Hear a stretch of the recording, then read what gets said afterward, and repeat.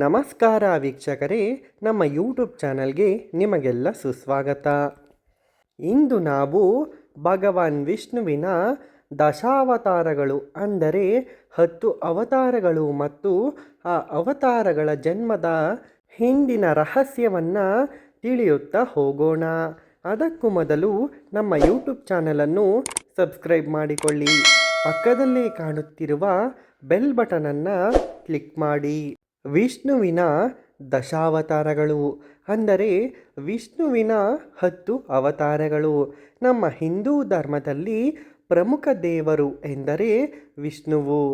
ಧರ್ಮವನ್ನು ಪುನಃಪ್ರತಿಷ್ಠಾಪಿಸಲು ಮತ್ತು ಭೂಮಿಯ ಮೇಲಿನ ದುಷ್ಟರನ್ನು ನಾಶ ಮಾಡಲು ಭೂಮಿಯ ಮೇಲೆ ಅವತರಿಸಿದ 10 ರೂಪಗಳಾಗಿವೆ.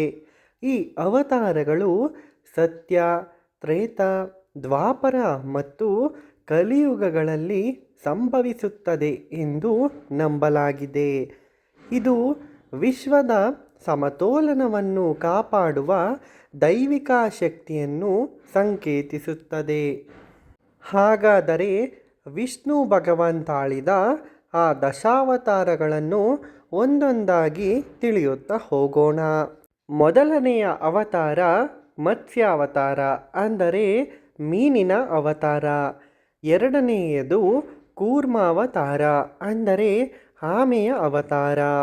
ಮೂರನೆಯದು ವರಾಹ ಅವತಾರ ಅಂದರೆ ಹಂದಿಯ ಅವತಾರ. ನಾಲ್ಕನೆಯದು ನರಸಿಂಹ ಅವತಾರ. ಇದು ಅರ್ಧ ಮನುಷ್ಯ ಮತ್ತು ಅರ್ಧ ಸಿಂಹದ ರೂಪವಾಗಿದೆ. ಐದನೆಯದು ವಾಮನ ಅವತಾರ. ಇದು ಕುಬ್ಜ ಅವತಾರವಾಗಿದೆ. ಆರನೆಯದು ಪರಶುರಾಮ ಅವತಾರ. ಇದು ಕೋಪಗೊಂಡ ಯೋಧನ ಅವತಾರವಾಗಿದೆ. ಏಳನೆಯದು ರಾಮನ ಅವತಾರ. ರಾಮನ ಅವತಾರದಲ್ಲಿ ಅಯೋಧ್ಯೆಯ ರಾಜನಾಗಿ ವಿಷ್ಣು ಭಗವಾನ್ ಕಾಣಿಸಿಕೊಂಡಿದ್ದಾರೆ. ಅಷ್ಟೇ ಅಲ್ಲದೆ 8ನೇ ಅವತಾರ ಕೃಷ್ಣ ಅವತಾರ. ಇದು ದ್ವಾಪರ ಯುಗದ ಅವತಾರವಾಗಿದೆ. 9ನೇಯದು ಬುದ್ಧ ಅಥವಾ ಬಲರಾಮ ಅವತಾರ. ಹಾಗೂ 10ನೇಯದಾಗಿ ಕಲಿಯುಗದಲ್ಲಿ ವಿಷ್ಣು ಭಗವಾನ್ ಕಲ್ಕಿಯ ಅವತಾರವನ್ನು ತಾಳಲಿದ್ದಾರೆ ಎಂದು ನಂಬಿಕೆ ಇದೆ. ನೋಡಿದರಲ್ಲ ವೀಕ್ಷಕರೇ, ಇದಾಗಿತ್ತು ವಿಷ್ಣು ಭಗವಾನ್ ಅವರು ಅವತರಿಸಿದ 10 ಅವತಾರಗಳಾಗಿವೆ. ಅದರಲ್ಲಿ ಈ ವಿಡಿಯೋದಲ್ಲಿ ನಾವು ಮೊದಲನೆಯ, ಎರಡನೆಯ ಮತ್ತು ಮೂರನೆಯ ಅವತಾರವಾದ ಮತ್ಸ್ಯಾವತಾರ, ಕೂರ್ಮಾವತಾರ ಮತ್ತು ವರಾಹ ಅವತಾರದ ಬಗ್ಗೆ ಸಂಪೂರ್ಣವಾಗಿ ತಿಳಿಯೋಣ. ವಿಷ್ಣು ಭಗವಾನ್ ತಾಳಿದ ಮತ್ಸ್ಯಾವತಾರ. ಮೀನಿನ ರೂಪದಲ್ಲಿ ವಿಷ್ಣು ಭಗವಾನ್ ಅವತಾರವಾಗಿದೆ ಮತ್ತು ಇದು ಕೂರ್ಮಾವತಾರದ ಮೊದಲು ಬರುತ್ತದೆ.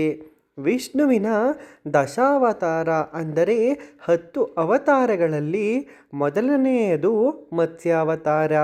ಮತ್ಸ್ಯಾವತಾರವು ಮೊದಲ ಮಾನವನಾದ ವೈವಸ್ವತ ಮನುವನ್ನು ಒಂದು ಭಾರೀ ಪ್ರಳಯದಿಂದ ಕಾಪಾಡಿದ ಜೀವಿ ಎಂದು ವಿವರಿಸಲಾಗಿದೆ. ಮತ್ಸ್ಯಾವತಾರವನ್ನು ಒಂದು ದೈತ್ಯ ಮೀನಾಗಿ ಚಿತ್ರಿಸಬಹುದು ಅಥವಾ ಮಾನವರೂಪಿಯಾಗಿ ಒಂದು ಮೀನಿನ ಹಿಂದಿನ ಅರ್ಧಕ್ಕೆ ಸಂಪರ್ಕ ಹೊಂದಿದ ಒಂದು ಮಾನವ ಮುಖಂಡವಾಗಿ ಚಿತ್ರಿಸಬಹುದು. ಎರಡನೆಯದಾಗಿ ಕೂರ್ಮ ಅವತಾರವು ವಿಷ್ಣುವಿನ ದಶಾವತಾರಗಳಲ್ಲಿ ಒಂದಾಗಿದೆ. ಸತ್ಯಯುಗದಲ್ಲಿ ಸಂಭವಿಸಿದ ಅವತಾರವಾಗಿದೆ. ಸಮುದ್ರ ಮಂಥನದ ಸಂದರ್ಭದಲ್ಲಿ ಮಂದರ ಪರ್ವತವನ್ನು ಹೊತ್ತು ಹಿಡಿಯಲು ವಿಷ್ಣುವು ಬೃಹತ್ ಆಮೆಯ ರೂಪವನ್ನು ತಾಳುತ್ತಾರೆ. ಇದು ಸ್ಥಿರತೆ, ಬೆಂಬಲ ಮತ್ತು ಸಮತೋಲನದ ಸಂಕೇತವಾಗಿದೆ.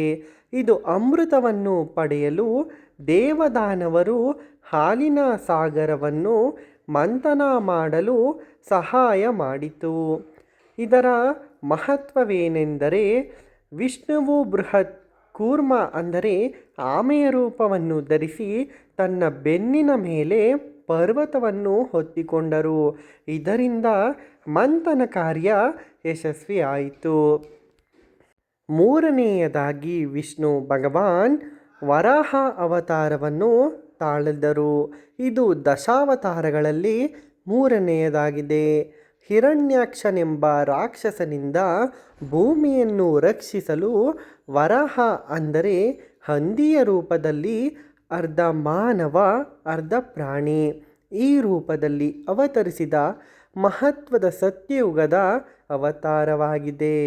ಸಮುದ್ರದ ತಳಕ್ಕೆ ಭೂಮಿಯನ್ನು ಕೊಂಡೊಯ್ದ ರಾಕ್ಷಸನನ್ನು ಸಾವಿರಾರು ವರ್ಷಗಳ ಕಾಲ ಯುದ್ಧದ ನಂತರ ಸೋಲಿಸಿ ವಿಷ್ಣು ಭಗವಾನ್ ತನ್ನ ದಂತಗಳ ಸಹಾಯದಿಂದ ಭೂಮಿಯನ್ನು ಮತ್ತೆ ಮೇಲೆತ್ತಿದರು. ವರಾಹ ಅವತಾರವು ಕೆಟ್ಟದರ ಮೇಲೆ ಒಳ್ಳೆಯ ವಿಜಯದ ಸಂಕೇತವಾಗಿದೆ.